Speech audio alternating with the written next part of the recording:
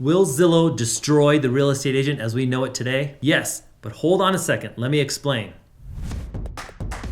What's up everyone, Neil here with another video. For those of you who don't know, I talk all things business, marketing, and real estate. And today we're gonna get into a controversial topic, which is Zillow and its domination of the real estate industry. Now, Zillow was founded back in 2006 as just a site where you could go up and look up your home valuation.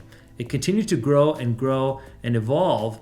And from 2010 to 2019, the CEO was Spencer Rascoff. Now, their business model over this time period was to continue to get the traffic. So they would continue to have people come to the site to look up the value of their home, to learn about real estate, to browse real estate. And they would take all that data and then they would sell the leads to real estate agents and to mortgage lenders. And they would sell ads on the website, right? So over that decade, they built their business by selling data, selling leads, right? And they continued to brand themselves over that period as the #1 place to go for all things real estate. If you look at the traffic to Zillow and then the other sites, it's not even close. Like, Zillow dominates the online space. It's the #1 consumer real estate website in the United States and is growing worldwide now as well. So if you think about it, I don't think they were branding themselves over a decade, running these ads like, let Zillow help you find your home, and Zillow's the trusted place to go, and let us help you, right? I don't think they did all that for nothing. So what they did it for was to eventually one day become the place where you could transact real estate, right? That was their goal from the very beginning. Now, they couldn't do that because the marketplace wasn't ready for that, because the marketplace is very traditional in real estate. It is probably one of the oldest, most antiquated industries as far as tech goes, very slow to adopt new things, very old school, and they fight to keep it that way, right? I mean, the National Association of Realtors and all these trade groups want to keep it the way it is. They don't want these huge changes, right? So Zillow had partnered with the real estate industry, and that's how they continued to grow over this time period. Over that time period, they also gained access to all of the MLS systems throughout the country. So that way, when a listing was put on the market, it could be syndicated through Zillow and put on their website as well, right? Each local market has its own MLS, multiple listing service, and that's their stronghold on the real estate market. You can't put a home into the MLS unless you're a licensed realtor and a member of that MLS, right? So they took that data and they gave it to Zillow.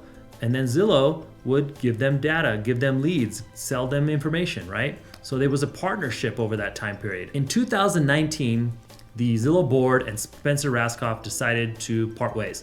I think he was fired because they weren't growing fast enough. They weren't getting to their eventual goal, but he resigned, right? Rich Barton comes in to take over. Now, Rich Barton is much more aggressive. He wants to come in there and have Zillow reimagine real estate. That's their slogan, I should say, right? So what happens is he comes in and he wants to accelerate the timeline. He wants consumers to come to Zillow, find a home they like, click on it, get information, look at it, and buy it using Zillow. Then he wants Zillow Title Company, Zillow Closing Services to handle the title and escrow. Then he wants Zillow Home Loans to handle the mortgage. Then they're probably gonna introduce insurance and other services along the way as well, right? He wants it to be a one-stop shop, a seamless experience for the consumer, okay? Now, for selling, he wants people to go there and say, hey, I wanna sell my house. You can click here to sell it to Zillow. Or if you don't like that valuation, you could click here and Zillow will give you one of their partners. So what happened when Rich Barton took over is they switched their model to focusing more on going direct to consumer. Now, in certain markets, they're testing Zillow offers where you could go on the site, sell your home as Zillow. They're overpaying for the properties and people will complain and say, hey, these guys are losing money. It's true, they're losing a little bit of money on each real estate sale.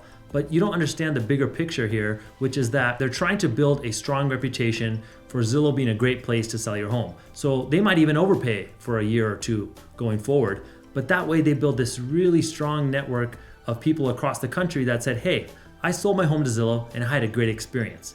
Like, if they underpaid and tried to flip these houses for a big profit, that would shoot themselves in the foot, because then they would get a bunch of people that come to know Zillow as a place that would undercut them or underpay for their property, right? So they're trying to build the Zillow offer business. On the buyer side, consumers are coming there, looking at property, and they're like, click here, I wanna look at this house, or I need a real estate agent, I wanna look at these properties, right? I wanna buy a house. So what they're doing with that is, instead of selling those leads, they're going to partner with agents in each market. This is called Zillow Flex, okay? Now, Zillow Flex is basically saying, hey, instead of selling you leads, we're going to pick the best agents in each market. So previously, Zillow would just sell leads to any old agent, right? And then if you wanted to pay, you could buy leads. Now what they're saying is, hey, you're not getting these leads unless you are one of our best partners. That means that you have excellent customer service, you follow up quickly, and you close. You have a good conversion ratio, right? So they're gonna work with the best agent partners across the country, and those agent partners are going to get the leads for free. They're just gonna give them to them. When the deal closes, they're going to take a referral fee. This referral fee revenue from Zillow Flex dwarfs the previous revenue that they would get from selling leads. It's not even close. So it's a huge shift. They're gonna make more money from the data that they already have, and it's just going to accelerate their revenue growth. Now, full disclosure, guys, I am an investor in Zillow, so I'm just giving my opinion, but I just want to disclose that I do have a position in the Zillow stock. I've owned it for a few years now. In 2020, 9.6 billion consumers went to the Zillow website. They had 9.6 billion site visits. That's up about 1.5 billion from 2019, and it's just on this trajectory that keeps going up. It is just insane the amount of people that are coming to that website. It really accelerated during the pandemic, and it's continued to grow and grow and grow. In their most recent earnings results, the CEO, Rich Barton, said, "We are building a seamless transaction for customers to meet the desire for technology-enabled renting, buying, selling, and financing." So he's saying customers are coming to Zillow just wanting to make a move. They either want to sell or they want to buy, and they want Zillow to just be a seamless, easy experience. And if you look at consumer data trends, millennials, all these people that are going to sites like Zillow, they want ease of use, right? They click a button and they want to make an appointment. They click a button, they want to get a house. They click a button, they want to sell a house, right? And we all know that that's not the way it works. There's a lot of intricacies, there's a lot of complexity with the process, but they don't want to advertise all that on Zillow. They just want to make it very easy. So the customer comes there and they want to kind of shield them from this messy process and just make it appear very easy to the consumer. Some people might say that's misleading, but that's what they're advertising, and it clearly works because this is what the customer wants. Now, in that same earnings release, the CEO went on to say, customers are simultaneously showing a hunger for this kind of integrated, seamless experience that Zillow can now provide. And then he goes on to give an example of a teacher who used the process from end to end. They sold their home, they found a home, they bought it, Zillow closing handled the title, a Zillow agent handled the sell and the buy, and Zillow Home Loans handled the mortgage, right? So he's showing this like end-to-end experience that was completely easy for the client, and the client gave them a 5-star review, and everything was rosy, right? So he uses this as like the poster child for what he thinks is gonna happen in years to come.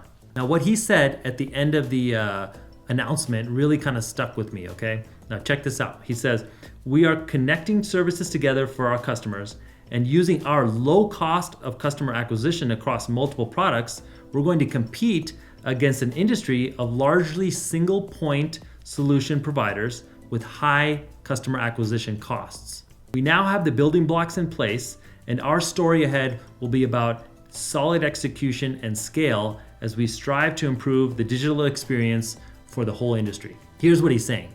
Low acquisition costs.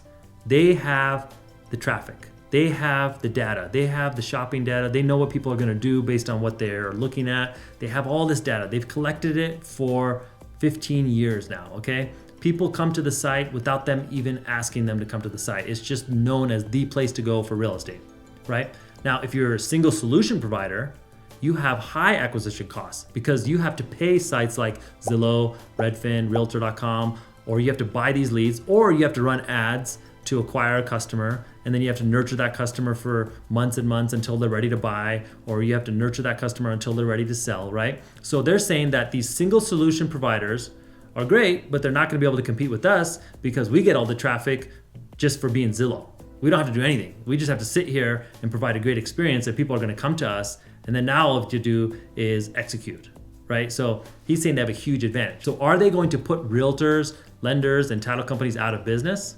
Yes, but not all, right? They're going to put a certain type of agent out of business. So there's a certain type of agent that's stuck in 1997 or 1988, and they haven't changed the way they've done business. And they say that real estate doesn't need to evolve, that this is the way it's always been done, and this is the way I'm going to continue to do business. And that's okay, right? It's worked. But now all of a sudden, as the market gets tighter and the digital trends continue to accelerate, those type of agents are just going to see their business decline. For the agent that's innovating, that's providing a great customer experience, that's staying in contact with their clients online, that's doing some digital marketing, they're going to be fine because there'll be a choice among many, right? So the customer is going to start to view Zillow as a choice, a place to sell my home, a place to buy a home, a place to get a mortgage, all that stuff, right?